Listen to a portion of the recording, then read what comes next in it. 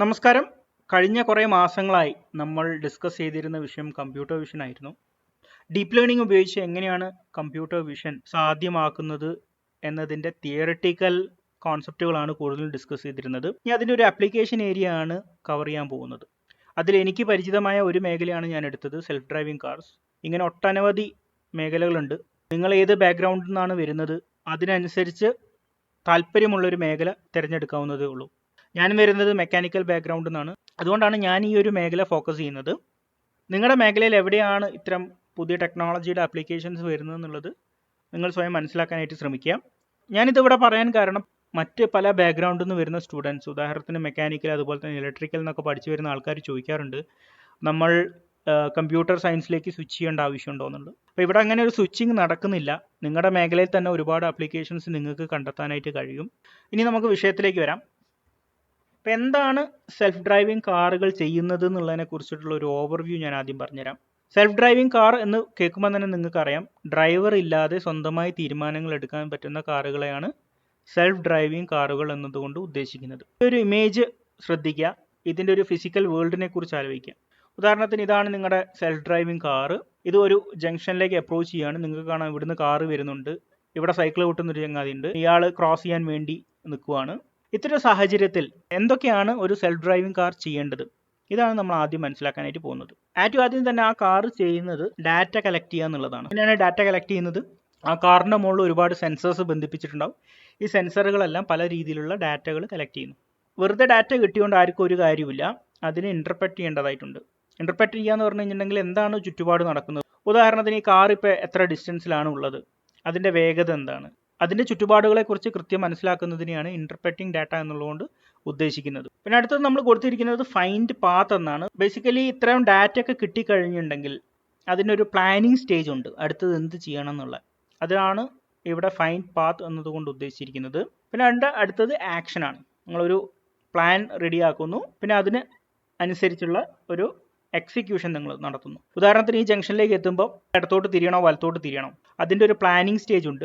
അതിൻ്റെ ചുറ്റുപാടുകൾ അത് മനസ്സിലാക്കിയതിന് ശേഷം എടുക്കുന്നൊരു കാര്യമാണ്. അങ്ങനെ പ്ലാൻ ചെയ്യുന്നു, പിന്നെ അത് എക്സിക്യൂട്ട് ചെയ്യുന്നു. എക്സിക്യൂട്ട് ചെയ്യുക എന്ന് പറഞ്ഞു കഴിഞ്ഞിട്ടുണ്ടെങ്കിൽ സ്റ്റിയറിംഗ് തിരിക്കേണ്ടതായിട്ടുണ്ട്, ഈ ജംഗ്ഷനിലേക്ക് വരുമ്പോൾ ബ്രേക്ക് അപ്ലൈ ചെയ്യേണ്ടതായിട്ടുണ്ട്. ഇതെല്ലാം അതിൻ്റെ ആക്ഷൻസ് ആണ്. ഇത്രയും പറഞ്ഞ കാര്യത്തെ നമുക്ക് വേണമെങ്കിൽ ഈ രീതിയിൽ കണക്ട് ചെയ്യാം. ആദ്യം അത് സെൻസ് ചെയ്യുന്നു സെൻസർ വെച്ച്, പിന്നീട് അത് പെർസീവ് ചെയ്യുന്നു, ആ ഡാറ്റ എന്താണെന്ന് മനസ്സിലാക്കുന്നു, അതിനനുസരിച്ച് ഒരു പ്ലാൻ, ഒരു പദ്ധതി തയ്യാറാക്കുന്നു, പിന്നെ അതിനനുസരിച്ച് ആ മെഷീൻ ആക്ട് ചെയ്യുന്നു. ഈ രീതിയിലാണ് ഒരു സെൽഫ് ഡ്രൈവിംഗ് കാർ വർക്ക് ചെയ്യുന്നത്. ഇതൊരു ക്ലോസ് ലൂപ്പ് സിസ്റ്റമാണ്. വെച്ചാൽ കണ്ടിന്യൂസ് ആയിട്ട് ഡാറ്റ അത് ഗ്യാദർ ചെയ്തുകൊണ്ടിരിക്കുന്നുണ്ട്, പ്ലാൻ ചെയ്യുന്നുണ്ട്, ഡിസിഷൻസ് എടുത്തുകൊണ്ടിരിക്കുന്നുണ്ട്. ഈ ഡാറ്റയെല്ലാം എന്തിലേക്ക് പോകുന്നുണ്ട്? ഒരു കൺട്രോൾ സിസ്റ്റത്തിലേക്ക് പോകുന്നു. എന്താണ് കൺട്രോൾ സിസ്റ്റം എന്നുള്ളതിനെക്കുറിച്ച് ഡീറ്റെയിൽ ആയിട്ട് നമ്മളിവിടെ പറയുന്നില്ല. തൽക്കാലം നിങ്ങൾ മനസ്സിലാക്കുക, അതൊരു കമ്പ്യൂട്ടറാണ്. സോഫ്റ്റ്വെയർ ഉണ്ട്, ആ സോഫ്റ്റ്വെയർ കുറേ ഹാർഡ്വെയർസുമായിട്ട് കണക്ട് ചെയ്തിട്ടുണ്ട്. ഉദാഹരണത്തിന് ഈ ഡാറ്റ എല്ലാം കണ്ടിട്ട് ആ കമ്പ്യൂട്ടർ മനസ്സിലാക്കുന്നു അടുത്തത് ബ്രേക്ക് അപ്ലൈ ചെയ്യണം എന്നുള്ളത്. ബ്രേക്ക് അപ്ലൈ ചെയ്യുക എന്ന് പറയുന്നത് ഒരു ആക്ഷനാണ്. ബ്രേക്ക് എന്ന് പറയുന്നത് ഒരു ഹാർഡ്വെയർ ആണ്. പക്ഷേ ആ ഹാർഡ്വെയറിനെ കൺട്രോൾ ചെയ്യുന്നത് ആരാണ്? ഒരു സോഫ്റ്റ്വെയർ ആണ്. അപ്പോൾ ഈ രീതിയിലാണ് സെൽഫ് ഡ്രൈവിംഗ് കാറുകളുടെ പ്രവർത്തന രീതി. ഈ വിഷയമായിട്ട് കൂടുതൽ പഠിക്കുന്ന ആൾക്കാർ തരംതിരിച്ചിരിക്കുന്നത് ഈ രീതിയിലാണ്: perception, localisation, planning and control. Perception നമ്മൾ ഓൾറെഡി പറഞ്ഞു, ഡാറ്റ ഇൻ്റർപ്രറ്റ് ചെയ്യുന്നത്. ഇവിടെയാണ് കമ്പ്യൂട്ടർ വിഷൻ്റെ വലിയൊരു ആപ്ലിക്കേഷൻ വരുന്നത്. പിന്നീട് വരുന്നതാണ് ലോക്കലൈസേഷൻ. ലോക്കലൈസേഷൻ എന്ന് പറഞ്ഞു കഴിഞ്ഞിട്ടുണ്ടെങ്കിൽ ബേസിക്കലി അതിൻ്റെ കോർഡിനേറ്റ് മനസ്സിലാക്കുക, മറ്റ് ഒബ്ജക്റ്റുമായിട്ട് ബന്ധപ്പെടുത്തി എങ്ങനെയാണ് കാറ് സ്വയം അതിൻ്റെ പൊസിഷൻ മനസ്സിലാക്കുന്നത്. ഇതാണ് ലോക്കലൈസേഷൻ. പിന്നെ പ്ലാനിംഗ് ഉണ്ട്, കൺട്രോൾ ഉണ്ട്. കാറിന് പ്ലാൻ ചെയ്യേണ്ടതായിട്ടുണ്ട്, അതിനനുസരിച്ച് ഒരു ആക്ഷൻ എടുക്കേണ്ടതായിട്ടുണ്ട്. ഇത്രയും കാര്യങ്ങളാണ് നമ്മൾ പൊതുവേ പറയുമ്പം പ്രധാനപ്പെട്ട 4 ഏരിയ ആയിട്ട് സെൽഫ് ഡ്രൈവിംഗ് കാറിന് വരുന്നത്. ഞാൻ ഗൂഗിളിൽ ഇങ്ങനെ തപ്പിയാൽ വളരെ രസകരമായിട്ടുള്ള കുറേ കാർട്ടൂൺസ് കണ്ടു. അപ്പോൾ ഞാനത് എടുത്തിട്ടതാണ്. കാർട്ടൂൺ ആണെങ്കിൽ അതിൽ ഒരുപാട് റിലവൻസ് ഉണ്ട്. ആദ്യത്തെ കാർട്ടൂൺ നോക്കുക, നിങ്ങളുടെ ലെഫ്റ്റ് ഹാൻഡ് സൈഡിൽ ഏറ്റവും ടോപ്പിലുള്ളത്. ഇന്നത്തെ പേടി എന്ന് പറഞ്ഞു കഴിഞ്ഞിട്ടുണ്ടെങ്കിൽ നിങ്ങൾ റോഡിലൊരു ഡ്രൈവർ ഇല്ലാതെ കാറ് കാണുന്നതായിരിക്കും. പക്ഷെ നാളത്തെ ഒരു പേടി എന്ന് പറഞ്ഞാൽ എന്തായിരിക്കും? ഡ്രൈവർ ഓടിക്കുന്ന ഒരു കാറ് മറ്റ് സെൽഫ് ഡ്രൈവിംഗ് കാറുകളുടെ ഇടയിൽ കാണുന്നതായിരിക്കും, അല്ലേ? കാരണം എല്ലാ വണ്ടികളും ഓട്ടോമാറ്റിക് ആണെങ്കിൽ ഒരാൾ മാനുവലി ഡ്രൈവ് ചെയ്യുന്നുണ്ടെങ്കിൽ അതാണ് ഏറ്റവും വലിയ കൺസേൺ. കാരണം ഓട്ടോമാറ്റിക്കലി ഓടുന്ന കാറുകൾക്കൊക്കെ മറ്റ് കാറുകളെ കുറിച്ച് കൃത്യമായിട്ടുള്ള ബോധ്യമുണ്ട്. പക്ഷെ മനുഷ്യൻ ഓടിക്കുന്ന കാറ് എങ്ങനെയാണെന്ന് മനുഷ്യന് പോലും ഐഡിയ ഇല്ല. അതാണ് അവസ്ഥ. അതുപോലെ മറ്റ് രസകരമായിട്ടുള്ള ഒരുപാട് കാര്യങ്ങളുണ്ട്. ഞാനെല്ലാം വായിക്കുന്നില്ല, നിങ്ങൾക്ക് വേണമെങ്കിൽ പോസ് ചെയ്ത് വായിച്ചു നോക്കാം. ഒരുപാട് ഇത്തരം കാര്യങ്ങൾ കിട്ടും. ഭയങ്കര ഇൻട്രസ്റ്റിംഗ് ആയിട്ടുള്ള കുറേ കാര്യങ്ങളുണ്ട്. ഇനി സെൽഫ് ഡ്രൈവിംഗ് കാറുകളെ കുറിച്ച് കേൾക്കുന്ന സമയത്ത് നമ്മൾ മറ്റ് പല പേരുകളും കേൾക്കാറുണ്ട്. അതാണ് ഓട്ടോണമസ് കാർസ്, പിന്നെ കണക്റ്റഡ് കാർസ്. പലർക്കും സംശയമുണ്ട് ഇതെല്ലാം ഒന്നാണോ എന്നുള്ളത്. തീർച്ചയായിട്ടും സെൽഫ് ഡ്രൈവിംഗ് കാർ എന്ന് പറയുന്നത് ഓട്ടോണമസ് കാർ തന്നെയാണ്. പക്ഷേ എല്ലാ ഓട്ടോണമസ് കാറുകളും സെൽഫ് ഡ്രൈവിംഗ് ആണോ എന്ന് ചോദിച്ചാൽ അല്ല. അപ്പോൾ എന്താണ് ഓട്ടോണമസ് കാറുകൾ എന്നുള്ളതിനെ കുറിച്ച് അടുത്ത സ്ലൈഡിൽ ഡീറ്റെയിൽ ആയിട്ട് പറയുന്നുണ്ട്. അതിൻ്റെ ഡിഫറെൻറ്റ് സ്റ്റേജസുകളെ കുറിച്ച് പറയുന്നുണ്ട്. അപ്പോൾ നമുക്ക് ഓട്ടോണമസ് കാർ എന്താണെന്നുള്ളത് കൃത്യമായിട്ട് മനസ്സിലാക്കാം. തൽക്കാലം സെൽഫ് ഡ്രൈവിംഗ് കാർ എന്ന് പറഞ്ഞു കഴിഞ്ഞിട്ടുണ്ടെങ്കിൽ സ്വന്തമായിട്ട് തീരുമാനങ്ങൾ എടുക്കാൻ പറ്റുന്ന കാറുകളാണ്. തീർച്ചയായിട്ടും അത് ഓട്ടോണമസ് കാറുകൾ തന്നെയാണ്. പിന്നീട് വരുന്നതാണ് കണക്റ്റഡ് കാർസ്. പേര് പോലെ തന്നെ രണ്ട് കാറുകൾ, രണ്ടിൽ കൂടുതലാവാം കാറുകൾ തമ്മിൽ കണക്റ്റഡ് ആണ്. എങ്ങനെയാണ് കണക്ട് ചെയ്യുന്നത്? IoT എന്ന് പറയുന്ന ടെക്നോളജി ഉപയോഗിച്ചിട്ടാണ്. കാറുകൾ തമ്മിൽ തന്നെ നല്ല രീതിയിൽ ഒരു കമ്മ്യൂണിക്കേഷൻ നടക്കുന്നുണ്ടാവും. ഈ കാറുകളെല്ലാം തന്നെ ഒരു കോമൺ സെർവറിലേക്ക്, ഒരു ക്ലൗഡ് സിസ്റ്റത്തിലേക്കൊക്കെ ഡാറ്റ ട്രാൻസ്ഫർ ചെയ്യുന്നുണ്ടാവും. അതുകൊണ്ട് തന്നെ മറ്റ് കാറുകൾ എന്താണ് ഡിസിഷൻ എടുക്കുന്നതെന്നൊക്കെ ഉള്ളത് തൊട്ട് പിറകെ വരുന്ന കാറുകൾക്ക് അല്ലെങ്കിൽ തൊട്ട് അടുത്തുള്ള കാറുകൾക്കൊക്കെ മനസ്സിലാക്കാനായിട്ട് പറ്റും. ഇതാണ് കണക്റ്റഡ് കാർസ് എന്നുള്ളതുകൊണ്ട് ഉദ്ദേശിക്കുന്നത്. പലപ്പോഴും തിരക്കുള്ള മാളുകളിൽ, അതുപോലെ തന്നെ ഒരുപാട് ആൾക്കാർ കൂടുന്ന സ്ഥലത്ത് നമുക്ക് വാഹനം പാർക്ക് ചെയ്തിട്ട് വരാനും അത് എടുത്തിട്ട് വരാനൊക്കെ ഉള്ള ഒരു ബുദ്ധിമുട്ട് പലരും ഫേസ് ചെയ്തിട്ടുണ്ടാവും, പ്രത്യേകിച്ച് സിറ്റിയിൽ താമസിക്കുന്ന ആൾക്കാർ. അപ്പം അത്തരം ഒരു എൻവറോൺമെൻറ്റിൽ തന്നെ കണക്റ്റഡ് കാർസ് ഒക്കെ വരുവാണെങ്കിൽ അത് നല്ലൊരു ടെക്നോളജിക്കൽ ഇമ്പ്രൂവ്മെൻ്റ് ആയിരിക്കും. ഓട്ടോണമസ് ഡ്രൈവിംഗ് അല്ലെങ്കിൽ ഓട്ടോണമസ് കാറുകളെ കുറിച്ച് പറയുമ്പോൾ ഇതിന് പല ലെവൽസ് ഉണ്ട്.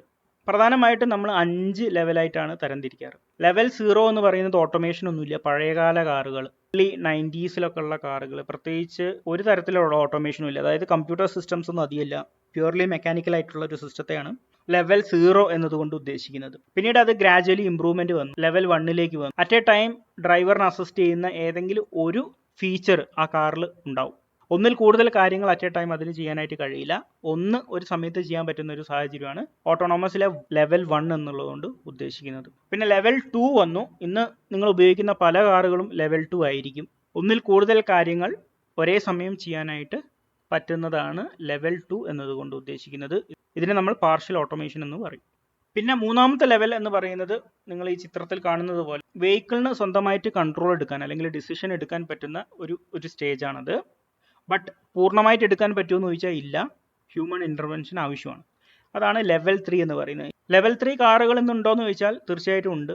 അതിൻ്റെ ഡീറ്റെയിൽസ് ഞാൻ അടുത്തൊരു സ്ലൈഡിൽ കാണിക്കുന്നതാണ്. ലെവൽ 4 എന്ന് പറഞ്ഞാൽ എന്താണ്? കംപ്ലീറ്റ്ലി ഡ്രൈവർലെസ് ആണ്. ചിത്രത്തിൽ കാണുന്നത് പോലെ ഡ്രൈവറിൻ്റെ ഇൻപുട്ടുകൾ തീർത്തും വേണ്ടാത്തൊരു സാഹചര്യമാണ് ലെവൽ 4 എന്ന് പറയുന്നത്. പക്ഷേ എന്തുകൊണ്ട് ലെവൽ 4 എന്ന് വിളിക്കുന്നു എന്ന് ചോദിച്ചു കഴിഞ്ഞാൽ ഇത് എല്ലാ സാഹചര്യങ്ങളിലും വർക്ക് ചെയ്യാനായിട്ട് സാധിക്കില്ല.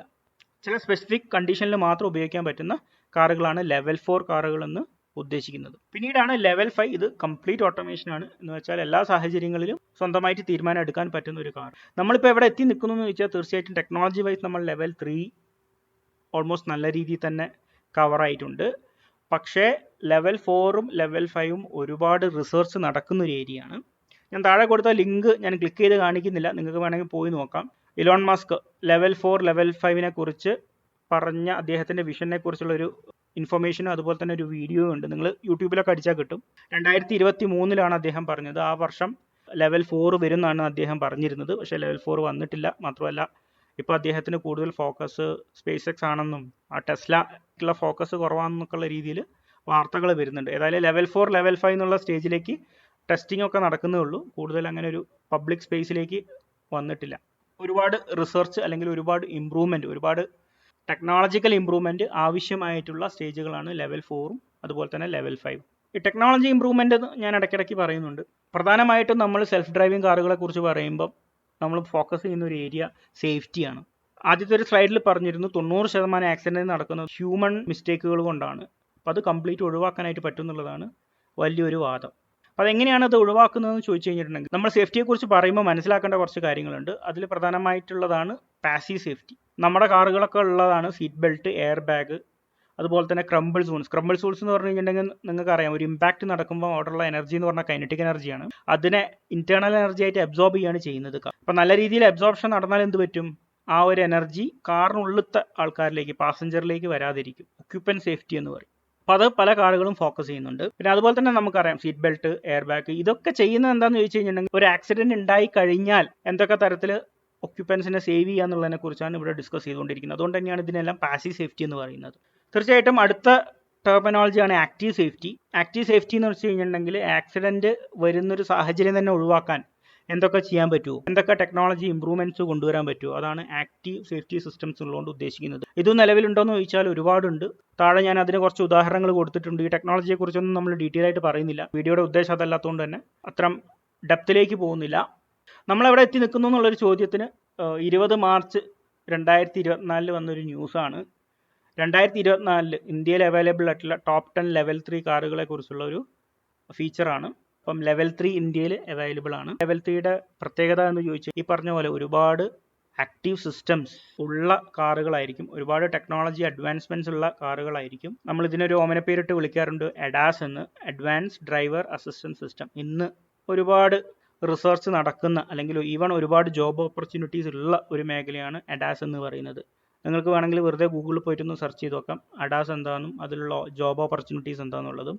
ഈ ഫീൽഡിലൊക്കെ വർക്ക് ചെയ്യുന്ന ആൾക്കാരാണ് അല്ലെങ്കിൽ പഠിക്കുന്ന ആൾക്കാരാണെന്നുണ്ടെങ്കിൽ തീർച്ചയായിട്ടും ഇത്തരം സാധ്യതകളെക്കുറിച്ച് മനസ്സിലാക്കി വെക്കുന്നത് നന്നായിരിക്കും. നമ്മളിതിൻ്റെ ഗുണങ്ങൾ പറയുമ്പോൾ ദോഷവും പറയണമല്ലോ. പ്രധാനമായിട്ടും ആൾക്കാർ പറയുന്ന ഒരു ദോഷമാണ് എത്തിക്കൽ ഇഷ്യൂ. അതായത് എങ്ങനെയാണ് ഇത് ഡിസിഷൻ മേക്കിംഗ് നടത്തുന്നത്, അല്ലെങ്കിൽ എന്തിന് പ്രയോറിറ്റി കൊടുക്കും എന്നുള്ളൊരു ചോദ്യമുണ്ട്. ഹ്യൂമൻസ് ആണെങ്കിൽ നമുക്കറിയാം ഇമോഷൻസ് ഉണ്ട്, അതുകൊണ്ട് തന്നെ നമുക്ക് ഏത് നിമിഷവും ഡിസിഷൻസ് മാറാം. നമ്മളൊരു സിസ്റ്റം ബേസ്ഡ് ഡിസിഷനൊന്നുമല്ല എടുക്കുന്നത്. സെൽഫ് ഡ്രൈവിംഗ് കാറുകൾക്ക് അങ്ങനെയല്ല. അതിനെന്താണോ അതിനെ സിസ്റ്റത്തിന് മനസ്സിലാക്കി കൊടുത്ത് ട്രെയിൻ ചെയ്ത് കൊടുത്തത് അത്തരത്തിലുള്ള ഡിസിഷൻ എടുക്കുകയുള്ളൂ. ഇത് മാത്രമല്ല, ഒരുപാട് അഡ്വാൻറ്റേജസ് ആൻഡ് ഡിസഡ്വാൻറ്റേജസ് ഉണ്ട്. കിട്ടാവുന്നത്ര ഞാനൊരു സ്ലൈഡിലാക്കി ഇട്ടിട്ടുണ്ട്. എനിക്കറിയാം ഇത് വളരെ ക്രൗഡഡ് ആണ്, പക്ഷെ നിങ്ങളൊന്ന് പോസ് ചെയ്ത് വായിച്ചു നോക്കുക. എല്ലാം സ്വന്തമായിട്ട് മനസ്സിലാക്കാൻ പറ്റുന്നതേ ഉള്ളൂ. ലെഫ്റ്റ് സൈഡ് കൊടുത്തിരിക്കുന്നത് അതിൻ്റെ പോസിറ്റീവ് വശങ്ങളെക്കുറിച്ചാണ്, റൈറ്റ് സൈഡ് കൊടുത്തിരിക്കുന്നത് അതിൻ്റെ നെഗറ്റീവ് വശങ്ങളെക്കുറിച്ചാണ്. പോസിറ്റീവുകൾ പറയുമ്പോൾ ഏറ്റവും പ്രധാനമായിട്ട് പറയുന്നതാണ് സേഫ്റ്റി. പിന്നീട് വരുന്നതാണ് ട്രാഫിക് എഫിഷ്യൻസി എന്ന് പറയുന്നത്. ഞാൻ ബാംഗ്ലൂർ പോലത്തെ സിറ്റിയിൽ താമസിക്കുന്ന ഒരാളാണ്. നമ്മൾ ജോലി ചെയ്ത് കഴിഞ്ഞ് വന്നിട്ട് വീട്ടിലേക്ക് വണ്ടി ഓടിക്കുക എന്ന് പറയുന്നത് മറ്റൊരു ജോലിയാണ്. കാരണം ട്രാഫിക്കുമായിട്ടുള്ള ബന്ധപ്പെട്ടുള്ള പ്രശ്നങ്ങൾ കൊണ്ട് തന്നെ. അപ്പോൾ ട്രാഫിക് എഫിഷ്യൻസി എന്ന് പറയുന്നത് ഇനി വരുന്ന തലമുറയ്ക്ക് തീർച്ചയായിട്ടും ഫോക്കസ് ചെയ്യേണ്ട ഒരു ഏരിയ തന്നെയാണ്. മറ്റ് ഗുണങ്ങൾ പറയുകയാണെങ്കിൽ ആക്സസബിലിറ്റി ആണ്. നിങ്ങൾക്ക് ഡ്രൈവിംഗ് അറിഞ്ഞോളണമെന്നൊന്നുമില്ല, അതിന് സ്കില്ല് ഡെവലപ്പ് ചെയ്യാതെയും സെൽഫ് ഡ്രൈവിംഗ് കാറുകൾ ഉപയോഗിക്കാം. പിന്നീട് വരുന്നത് അതിൻ്റെ എൻവിറോൺമെൻറ്റൽ ബെനിഫിറ്റ് ആണ്. എഫിഷ്യൻ്റ് ആയിട്ട് കാർ ഓടിക്കും. ഇപ്പോൾ ഇലക്ട്രിക് വെഹിക്കിളൊക്കെ ആണെങ്കിൽ കൃത്യമായിട്ട് എഫിഷ്യൻ്റ് ആയിട്ട് ഓടിക്കാനായിട്ട് പറ്റും. അതുകൊണ്ട് തന്നെ എമിഷൻ ഇഷ്യൂസ്, കൺട്രോൾ കാര്യങ്ങൾ എല്ലാം നമുക്ക് കുറയ്ക്കാനായിട്ട് പറ്റും. പിന്നെ കാർ ഷെയറിങ്, അതുപോലെ തന്നെ റെഡ്യൂസ്ഡ് ഓണർഷിപ്പ് എന്ന് പറഞ്ഞിട്ടൊരു കോൺസെപ്റ്റ് ഉണ്ട്. അതായത് സിറ്റിയിലൊക്കെ ഇന്ന് നേരിടുന്ന വലിയൊരു പ്രധാന പ്രശ്നം എന്ന് വെച്ച് കഴിഞ്ഞിട്ടുണ്ടെങ്കിൽ എല്ലാവരും കാർ എടുത്ത് അല്ലെങ്കിൽ എല്ലാവരും വെഹിക്കിൾ എടുത്ത് ഇറങ്ങുക എന്നുള്ളതാണ്. അതിൻ്റെ ഒരു ആവശ്യമില്ല. അവിടെയാണ് ഈ കാർ ഷെയറിങ് പോലുള്ളൊരു കോൺസെപ്റ്റ് ഉരുത്തിരിഞ്ഞ് വരുന്നത്. അവിടെയെല്ലാം ഈ സെൽഫ് ഡ്രൈവിംഗ് കാറുകൾക്ക് ഒരുപാട് മാറ്റങ്ങൾ കൊണ്ടുവരാനായിട്ട് സാധിക്കും. പിന്നെ ഓഫ്കോഴ്സ് എക്കണോമിക് ബെനിഫിറ്റ് ആണ്, പുതിയൊരു ഡൊമൈനാണ്, ഒരുപാട് ജോലി സാധ്യതകൾ, ഒരുപാട് ഓപ്പർച്യൂണിറ്റീസ് വരുന്ന ഒരു മേഖല തന്നെയാണ് സെൽഫ് ഡ്രൈവിംഗ് കാറുകൾ. ഇതൊക്കെ പറയുമ്പോൾ അതിൻ്റെ ദോഷങ്ങൾ ഒരുപാടുണ്ട്. കോംപ്ലക്സിറ്റി ഡീൽ ചെയ്യേണ്ടതായിട്ടുണ്ട്. നെറ്റ്വർക്കുമായിട്ട് ബന്ധപ്പെട്ടുള്ളതെന്ന് പറയുമ്പോൾ സെക്യൂരിറ്റി വശം വളരെയധികം കൈകാര്യം ചെയ്യേണ്ടതായിട്ടുണ്ട്. ഇല്ലെങ്കിൽ നമ്മളെ സെൽഫ് ഡ്രൈവിംഗ് കാറിനെ മറ്റൊരാൾ കൺട്രോൾ ചെയ്തിട്ട് അയാൾക്ക് തോന്നിയ മാതിരി എന്ത് വേണമെങ്കിലും ചെയ്യാം. ഇത്തരം സാഹചര്യങ്ങളൊക്കെ ഒഴിവാക്കേണ്ടതായിട്ടുണ്ട്. പിന്നെ എക്കണോമിക് സോഷ്യൽ ഇമ്പാക്റ്റ് ഉണ്ട്. പിന്നീട് വരുന്നതാണ് ലീഗൽ റെഗുലേറ്ററി ഇഷ്യൂസ്. നിങ്ങൾക്കറിയാം, ഒരു വാഹനം റോഡിലേക്ക് ഇറക്കുന്നതിന് മുമ്പ് ഒരുപാട് സ്റ്റാൻഡേർഡ്സ് മീറ്റ് ചെയ്യേണ്ടതായിട്ടുണ്ട്. പിന്നെ അതുപോലെ തന്നെ ലിയബിലിറ്റി ഇഷ്യൂസ് ഉണ്ടാവും. ഒരു കാറിന് ആക്സിഡൻ്റ് ആയാൽ ആരാണ് അതിൻ്റെ റെസ്പോൺസിബിലിറ്റി എന്നുള്ളൊരു ക്വസ്റ്റ്യൻ ഉണ്ട്. ഇതൊക്കെ കൃത്യമായിട്ട് അഡ്രസ്സ് ചെയ്യേണ്ടതാണ്. എത്തിക്കൽ ഇഷ്യൂസ് ഞാൻ ഓൾറെഡി പറഞ്ഞു. പിന്നെ ഇൻഫ്രാസ്ട്രക്ചറും അതുമായിട്ട് ബന്ധപ്പെട്ടുള്ള കോസ്റ്റാണ്. കാരണം നിലവിലുള്ള ഒരു സിസ്റ്റം കൊണ്ടൊന്നും ഇത്തരം കാറുകളൊന്നും പ്രാക്ടിക്കലാക്കാൻ പറ്റില്ല. Complete ecosystem മാറേണ്ടതായിട്ടുണ്ട്. EVക്ക് തന്നെ എക്കോസിസ്റ്റം മാറി വരുന്നേ ഉള്ളൂ. കൃത്യമായിട്ട് 100% ആയോ എന്ന് ചോദിച്ചാൽ എനിക്കിപ്പോഴും സംശയമാണ്. സെൽഫ് ഡ്രൈവിംഗ് കാറുകളൊക്കെ റോഡിലേക്ക് ഇറങ്ങണം എന്നുണ്ടെങ്കിൽ ഒരുപാട് ടെക്നോളജിക്കൽ മാറ്റങ്ങൾ, ഒരുപാട് എക്കോസിസ്റ്റത്തിൻ്റെതായിട്ടുള്ള മാറ്റങ്ങൾ വരേണ്ടതായിട്ടുണ്ട്. ഈ സ്ലൈഡിൽ കാണിച്ചിരിക്കുന്നത് OEMസും എന്ന് പറഞ്ഞാൽ പ്രധാനപ്പെട്ട കാർ മാനുഫാക്ചറിങ് കമ്പനിയും പിന്നെ അതുപോലെ തന്നെ അവരെ സപ്പോർട്ട് ചെയ്യുന്ന അല്ലെങ്കിൽ സർവീസ് ആയിട്ട് അല്ലെങ്കിൽ പ്രൊഡക്റ്റ് ആയിട്ട് കൊടുക്കുന്ന മറ്റ് കമ്പനികളെയാണ് കാണിച്ചിരിക്കുന്നത്. ഇത് ചെറിയൊരു ലിസ്റ്റാണ് കേട്ടോ. ഒരുപാട് കമ്പനികൾ ഇത്തരം ടെക്നോളജികളിലേക്ക് ഇറങ്ങിയിട്ടുണ്ട്. തീർച്ചയായിട്ടും നിങ്ങൾ ഇതിൻ്റെ ഒരു വലിയ ലിസ്റ്റ് എടുത്ത് വെക്കുക. നിങ്ങൾ ഏതൊരു ഫീൽഡാണ് ഫോക്കസ് ചെയ്യുന്നതെങ്കിലും അതിൽ വർക്ക് ചെയ്യുന്ന ആൾക്കാർ ആരൊക്കെയാണ്, അതിൽ പ്രധാനപ്പെട്ട OEMs ആരൊക്കെയാണ്, അവർക്ക് സപ്ലൈ ചെയ്യുന്നത് ആരൊക്കെയാണ്, എന്താണ് സപ്ലൈ ചെയ്യുന്നത്, പ്രോഡക്റ്റ് ആണോ സർവീസ് ആണോ, ഇത്തരം കാര്യങ്ങളൊക്കെ കൃത്യമായിട്ട് മനസ്സിലാക്കി വെക്കേണ്ടതായിട്ടുണ്ട്. അപ്പോൾ അതിന് ജസ്റ്റ് ഞാൻ കുറച്ച് ലോഗോസ് കാണിച്ചു എന്നുള്ളതേ ഉള്ളൂ. ഇനി സെൽഫ് ഡ്രൈവിംഗ് കാർ എങ്ങനെയാണ് ഡാറ്റ കളക്ട് ചെയ്യുന്നത് എന്നുള്ളതിനെ കുറിച്ചാണ് ഡീറ്റെയിൽ ആയിട്ട് മനസ്സിലാക്കാനായിട്ട് പോകുന്നത്. നിങ്ങൾക്കറിയാം, സെൻസേഴ്സ് ആണ് പ്രധാനമായിട്ടും ഇതിന് സഹായിക്കുന്നത്. സെൻസേഴ്സ് എന്ന് പറയുമ്പോൾ പല രീതിയിലുള്ള സെൻസേഴ്സ് ഉണ്ട്. ലീഡാർ ഉണ്ട്, റേഡാർ ഉണ്ട്, ക്യാമറ സെൻസറായിട്ട് നമുക്ക് കണക്കാക്കാം. പിന്നെ അതുപോലെ തന്നെ അൾട്രാസോണിക് സെൻസേഴ്സ്, ഇങ്ങനെ ഒരുപാട് സെൻസറുകൾ വെച്ചിട്ടാണ് ഈ ഡാറ്റ കളക്ട് ചെയ്യുന്നത്. റൈറ്റ് ഹാൻഡ് സൈഡിൽ കാണുന്നത് ഒരു ഇമേജ്, ഒരു റെപ്രസെൻറ്റേഷൻ മാത്രമാണ്. എല്ലാ കാറിലും അതേ രീതിയിലാണ് സെൻസർ പ്ലേസ് ചെയ്തതെന്നൊന്നുമില്ല. അതുപോലെ തന്നെ പല കമ്പനികൾക്കനുസരിച്ച് അവർ അവരുടേതായ രീതിയിലുള്ള മാറ്റങ്ങളൊക്കെ വരുത്തും. ഇവിടെ കാണിച്ചിരിക്കുന്നത് പ്രധാനമായിട്ടുള്ള താരതമ്യങ്ങളാണ്. എന്തിനാണ് ഇത്രയും സെൻസേഴ്സ്? ഏതെങ്കിലും ഒരു സെൻസർ വെച്ചാൽ പോരെ എന്നുള്ളൊരു ചോദ്യം ഉണ്ടാവും. അതിനുള്ള പ്രധാന പ്രശ്നം എന്ന് വെച്ച് കഴിഞ്ഞിട്ടുണ്ടെങ്കിൽ ഒരു സെൻസർ കൊണ്ട് എല്ലാ കാര്യങ്ങളും നടക്കില്ല എന്നുള്ളത് തന്നെയാണ്. 3 പ്രധാന സെൻസറുകളാണ് കമ്പയർ ചെയ്തിരിക്കുന്നത്: ക്യാമറ, ലേഡാർ, റേഡാർ. നിങ്ങൾക്ക് കാണാം ഇതിൻ്റെ ഒരു കോമ്പിനേഷനിൽ തന്നെ ചില അഡ്വാൻറ്റേജ് ഏതെങ്കിലും ഒരു സ്പെസിഫിക് സെൻസറിനുണ്ടെങ്കിൽ അതിന് അതിൻ്റേതായിട്ടുള്ള ഡിസഡ്വാൻറ്റേജുകളുണ്ട്. ഒരു കോമ്പിനേഷൻ പലപ്പോഴും ആവശ്യമാണ്. ആ കോമ്പിനേഷൻ കാരണം ഉണ്ടാകുന്ന ഒരുപാട് പ്രശ്നങ്ങളുണ്ട്. അതും നമ്മൾ അഡ്രസ്സ് ചെയ്യേണ്ടതായിട്ടുണ്ട്. അപ്പോൾ ഞാൻ ഓരോന്ന് പോകുന്നില്ല, നിങ്ങൾക്ക് വേണമെങ്കിൽ പോസ് ചെയ്ത് നോക്കാം. മനസ്സിലാക്കാവുന്ന കാര്യങ്ങൾ മാത്രമേ ഉള്ളൂ ഇതിൻ്റെ അകത്ത്. അതുകൊണ്ട് ഞാൻ ഇതിൻ്റെ ഡീറ്റെയിലേക്ക് പോകുന്നില്ല. ഇനി കമ്പ്യൂട്ടർ വിഷൻ്റെ ഒരു സിഗ്നിഫിക്കൻസ് അല്ലെങ്കിൽ ഒരു പ്രാധാന്യം എന്താണെന്നുള്ളതാണ് നമ്മൾ കൂടുതലും ചർച്ച ചെയ്യാനായിട്ട് പോകുന്നത്. കാരണം നമ്മൾ ചെയ്ത കോഴ്സ് എന്ന് പറയുന്നത് കമ്പ്യൂട്ടർ വിഷൻ ആയിരുന്നു. എങ്ങനെയാണ് കമ്പ്യൂട്ടർ വിഷൻ സെൽഫ് ഡ്രൈവിംഗ് കാറിന് ഒരു അവിഭാജ്യ ഘടകമായി മാറുന്നത് എന്നുള്ളതിനെ കുറിച്ചാണ് ഡീറ്റെയിൽ ആയിട്ട് പറയാൻ പോകുന്നത്. നമ്മൾ പറഞ്ഞിരുന്നു ഡാറ്റ കളക്ട് ചെയ്ത് കഴിഞ്ഞിട്ടുണ്ടെങ്കിൽ അടുത്തത് അത് പെർസെപ്ഷനാണ്. എന്ന് വെച്ചാൽ ആ ഡാറ്റയെ മനസ്സിലാക്കണം. ഇവിടെയാണ് കമ്പ്യൂട്ടർ വിഷൻ വരുന്നത്. നമ്മളെങ്ങനെയാണോ നമ്മുടെ എൻവിറോൺമെൻറ്റ് മനസ്സിലാക്കുന്നത് നമ്മുടെ സെൻസേഴ്സ് വെച്ച് എന്നതുപോലെ സെൽഫ് ഡ്രൈവിംഗ് കാറുകളിലുള്ള കമ്പ്യൂട്ടർ തൻ്റെ എൻവിറോൺമെൻറ്റിനെ കുറിച്ച് കൃത്യമായിട്ട് മനസ്സിലാക്കേണ്ടതായിട്ടുണ്ട്. ഇവിടെ തീർച്ചയായിട്ടും കമ്പ്യൂട്ടർ വിഷൻ വരുന്നുണ്ട്. അതിൽ തന്നെ പ്രധാനമായിട്ടും നിങ്ങളിപ്പോൾ കാണുന്നത് ഒബ്ജക്റ്റ് ഡിറ്റക്ഷൻ ആണ്. അതും ഒരു തരത്തിലുള്ള ഒബ്ജക്റ്റ് അല്ല, മൾട്ടി ഒബ്ജക്റ്റ് ഡിറ്റക്ട് ചെയ്യേണ്ടതായിട്ടുണ്ട്. ഒബ്ജക്റ്റ് വെറുതെ ഡിറ്റക്ട് ചെയ്താൽ പോരാ, അതിന് മറ്റ് പല കാര്യങ്ങൾ, ഉദാഹരണത്തിന് അതിൻ്റെ വേഗത, അത് എത്ര ദൂരമാണ് നിൽക്കുന്നത്, അത് ഏത് ഡയറക്ഷനിലാണ് വരുന്നത്, ഇങ്ങനെയുള്ള ഒരുപാട് കാര്യങ്ങൾ മനസ്സിലാക്കേണ്ടതായിട്ടുണ്ട്. താഴെ കൊടുത്തിരിക്കുന്നത് നമ്മൾ ഈ കാര്യങ്ങളൊക്കെ പഠിച്ചു തുടങ്ങുന്ന ആൾക്കാർ ചെയ്തു തുടങ്ങുന്ന ബേസിക് പ്രോജക്റ്റുകളാണ്. ഇതിൽ താല്പര്യം ഉണ്ടെന്നുണ്ടെങ്കിൽ താഴെ കാണുന്ന ഇതുപോലെ ലൈൻ ഡിറ്റക്ഷൻ അല്ലെങ്കിൽ ഒബ്ജക്റ്റ് ഡിറ്റക്ഷൻ, ബിഹേവിയർ ക്ലോണിംഗ് എന്ന് പറഞ്ഞു കഴിഞ്ഞാൽ സ്റ്റെയറിംഗ് എങ്ങോട്ട് തിരിക്കണം റോഡിൻ്റെ പ്രൊഫൈൽ അനുസരിച്ച്. ഇത്തരം കാര്യങ്ങളൊക്കെ ഒരുപാട് റെഡിമെയ്ഡ് പ്രോജക്റ്റുകൾ തന്നെ അവൈലബിൾ ആണ്. ഗൂഗിളിലൊക്കെ സെർച്ച് ചെയ്താൽ കിട്ടും. അപ്പോൾ നിങ്ങൾക്ക് ഈ വിഷയത്തെക്കുറിച്ച് കൂടുതൽ മനസ്സിലാക്കാനായിട്ട് ഇത്തരം ഏരിയാസിൽ എന്തൊക്കെയാണ് ആൾക്കാർ ചെയ്യുന്നതെന്നുള്ളത് കൃത്യമായിട്ട് മനസ്സിലാക്കി വെക്കാനായിട്ട് ശ്രമിക്കുക. കമ്പ്യൂട്ടർ വിഷൻ ഉപയോഗിക്കുന്നു എന്നൊക്കെ പറയുമ്പോൾ ഇത് അത്ര എളുപ്പത്തിൽ നടക്കാവുന്ന ഒരു കാര്യമല്ല എന്നുള്ളത് നിങ്ങൾക്ക് മനസ്സിലായിട്ടുണ്ടാവും. ഉദാഹരണത്തിന് ഇപ്പോൾ ഈ ഒരു ബ്ലാക്ക് കാർ സെൽഫ് ഡ്രൈവിംഗ് കാറാണെന്ന് തന്നെ വിചാരിക്കട്ടെ. ശരിക്കല്ല, പക്ഷെ അങ്ങനെയാണെന്ന് കൂട്ടുകയാണെങ്കിൽ അതിനെന്തൊക്കെ മനസ്സിലാക്കണം? അതിനതിൻ്റെ ചുറ്റുപാടുകളെക്കുറിച്ച് മുഴുവനായിട്ട് മനസ്സിലാക്കണം. ഉദാഹരണത്തിന് അവിടെ ട്രാഫിക് ലൈറ്റ് ഉണ്ട് എന്നുള്ളത് മനസ്സിലാക്കണം. കാറുകൾ അത് എത്ര വേഗത്തിലാണ് പോകുന്നത്, എത്ര ദൂരത്തിലാണ്, അതുപോലെ തന്നെ റോഡിൻ്റെ സിഗ്നൽസ്, ഇത്തരം കാര്യങ്ങളെക്കുറിച്ചൊക്കെ മനസ്സിലാക്കണം. അപ്പോൾ ഇതിനൊക്കെ എന്ത് ആവശ്യമുണ്ട്? ഡാറ്റ ആവശ്യമുണ്ട്. കാരണം ഡീപ്പ് ലേണിംഗ് ആണ് ടെക്നോളജി. ഡീപ്പ് ലേണിങ്ങിന് ഡാറ്റ ഒരുപാട് ഉണ്ടെങ്കിലേ നടക്കുകയുള്ളൂ. അപ്പോൾ എത്ര ഡാറ്റ വേണം എന്നുള്ളൊരു ചോദ്യമുണ്ട്. എങ്ങനെ ഡാറ്റ ഗ്യാദർ ചെയ്യും? അതും ഒരു ടൈപ്പ് ഡാറ്റ മതിയോ? പോരാ. എല്ലാം ഈ സാധനമൊക്കെ മനസ്സിലാക്കാനായിട്ട് പല രീതിയിലുള്ള ഡാറ്റാ സെറ്റുകൾ വേണ്ടി വരും. കാരണം ഡാറ്റാ സെറ്റിൽ ഇല്ലാത്തൊരു കാര്യം ആ കമ്പ്യൂട്ടർ ഒരിക്കലും മനസ്സിലാക്കാനായിട്ട് പോകുന്നില്ല. ഉദാഹരണത്തിന് നിങ്ങൾ ഇപ്പോൾ ജർമ്മനിയിലോ അല്ലെങ്കിൽ അമേരിക്കയിലോ ഉള്ള ഒരു ട്രാഫിക് സിഗ്നൽസിനെല്ലാം പരിചയപ്പെടുത്തിയിരിക്കട്ടെ, അതേ കാറിന് ഇന്ത്യയിൽ ഒരിക്കലും ഓടാൻ പറ്റില്ല. കാരണം ഇന്ത്യയിൽ ഉള്ള ട്രാഫിക് സിഗ്നൽസും നെയിം ബോർഡുകൾ മറ്റ് കാര്യങ്ങളൊക്കെ വ്യത്യാസമാണ്. അപ്പോൾ വീണ്ടും എന്ത് ചെയ്യണം? നിങ്ങൾ ആ കംപ്ലീറ്റ് ഡാറ്റാ സെറ്റ് മാറ്റിയിട്ട് പുതിയ ഡാറ്റാ സെറ്റിന് ട്രെയിൻ ചെയ്യേണ്ടതായിട്ട് വരും. പിന്നെ ഒബ്ജക്റ്റ് ഡിറ്റക്ഷൻ എന്ന് പറഞ്ഞു കഴിഞ്ഞിട്ടുണ്ടെങ്കിൽ ഒരു ഒബ്ജക്റ്റ് ഒന്നുമല്ല അറ്റ് എ ടൈം ഡിറ്റക്ട് ചെയ്യുന്നത്. ഫ്രാക്ഷൻ ഓഫ് സെക്കൻഡിൽ ഒബ്ജക്റ്റ് ഡിറ്റക്ട് ചെയ്ത് ആ ഒരു ഇൻഫർമേഷൻ കമ്പ്യൂട്ടർ സിസ്റ്റത്തിലേക്ക് കൊടുക്കേണ്ടതായിട്ടുണ്ട്. അപ്പോൾ ചെറിയൊരു എറർ പോലും വലിയൊരു ഇഷ്യൂവിലേക്കാണ് നിങ്ങൾ എത്തിക്കുക. ഏതെങ്കിലും ഒന്ന് ഡിറ്റക്റ്റ് ആയില്ല എന്ന് വിചാരിക്കും, എന്ത് സംഭവിക്കും? അതിനെ ഇടിച്ച് തീർപ്പിച്ചിട്ട് കാറ് പോകും. അതിലൊക്കെ ഉള്ള ഒരു എഫിഷ്യൻസി എന്ന് പറയുന്നത് വളരെ പ്രധാനപ്പെട്ടതാണ്. പിന്നെ ഇതല്ലാതെ മറ്റ് ഒരുപാട് വിഷയങ്ങളുണ്ട്. നമ്മളത് ഇതിനു മുമ്പ് ഡിസ്കസ് ചെയ്യാത്തതാണ്. അതുകൊണ്ട് തന്നെ ഞാൻ എൻ്റെ ഡീറ്റെയിലേക്ക് പോകുന്നില്ല. ക്യാമറ എന്ന് പറയുന്നത് ഒരു 2D ഇൻഫർമേഷനാണ്. അതിലിപ്പോൾ ഒരു കാറിനെ ഡിറ്റക്ട് ചെയ്താൽ തന്നെ അതിൻ്റെ ഡെപ്ത്ത് 3 ഡയമെൻഷനിൽ അതെങ്ങനെയാണ് ഇരിക്കുന്നത് എന്നുള്ളത് നേരിട്ട് ഒറ്റയടിക്ക് കമ്പ്യൂട്ടറിന് കിട്ടില്ല. അതിന് വേറെ ഏതെങ്കിലും ഒരു സെൻസറിനെ ആശ്രയിക്കേണ്ടി വരും. അതുപോലെ തന്നെ multiple object detection, depth estimation, ഇങ്ങനെയുള്ള ഒരുപാട് കാൽക്കുലേഷൻസ് ഫാസ്റ്റായിട്ട് നടത്തേണ്ടതായിട്ടുണ്ട്. കാരണം ഫാസ്റ്റായിട്ട് നടത്തിയാൽ മാത്രമേ പെട്ടെന്നൊരു പ്ലാനിങ് കണ്ടെത്താനും അതിനനുസരിച്ച് ഒരു ഡിസിഷൻ എടുക്കാൻ പറ്റുള്ളൂ. ഇവിടെ ഫ്രാക്ഷൻ ഓഫ് സെക്കൻഡിൽ ഡിസിഷൻ എടുക്കണം. അപ്പോൾ ഇതെങ്ങനെ പ്രാക്ടിക്കലി ഇംപ്ലിമെൻറ്റ് ചെയ്യും എന്നുള്ള വലിയൊരു ചാലഞ്ച് മുന്നിൽ കിടക്കുകയാണ്. എപ്പോഴും ചലഞ്ചിനെ കുറിച്ച് പറയുമ്പോൾ അതിനെ ഓപ്പർച്യൂണിറ്റി ആയിട്ട് കാണുന്ന ആൾക്കാരുണ്ട്. അത്തരത്തിൽ കണ്ട ഒരു കമ്പനിയാണ് ടെസ്ല. ഇത്തരം വിഷയങ്ങൾ അഡ്രസ്സ് ചെയ്യാനായിട്ട് ടെസ്ല എന്തൊക്കെ തരത്തിലുള്ള ടെക്നോളജിക്കൽ അഡ്വാൻസ്മെൻറ്റ്സ് ആണ് കൊണ്ടുവന്നത് എന്നുള്ളത് നമുക്ക് വേണമെങ്കിൽ അടുത്ത സെഷനിൽ ഡിസ്കസ് ചെയ്യാം. So thank you for watching. Enjoy deep learning.